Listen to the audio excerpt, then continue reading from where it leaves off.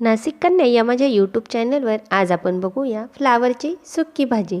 प्रथम उकळत्या पाण्यात फ्लावर घालून उकळवून घ्यायचा आहे। नंतर 2-3 पाण्याने धुवून नंतर फ्लावर एका भांड्यात काढून त्याला 1 चमचा धने, 1 चमचा लाल मिरची पावडर आणि 1 चमचा हळद लावून बाजूला ठेवून द्यायचे आहे।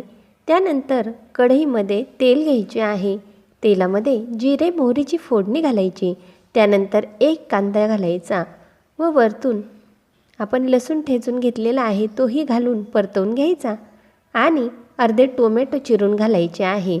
हे सर्व जिन्नस परतवून झाल्यानंतर अगदी थोडासा हिंग, पुन्हा अर्धा चमचा हळद, 1 चमचा लाल मिरची पावडर आणि थोडासा लाल मसाला टाकायचा आहे। यानंतर फ्लावर टाकून परतवून घ्यायचं आहे। चवीनुसार मीठ घालून घ्यायचे आणि अगदी थोडेसे पाणी टाकून घ्यायचे आहे। वरतून झाकण लावायचे आणि ही भाजी आपण वाफेवर 10 मिनिटे शिजवून घ्यायची आहे। अधूनमधून झाकण काढून भाजी बघायची आणि सगळे शेवटी कोथिंबीर घालून ही आपली फ्लावरची सुक्की भाजी तयार झाली आहे।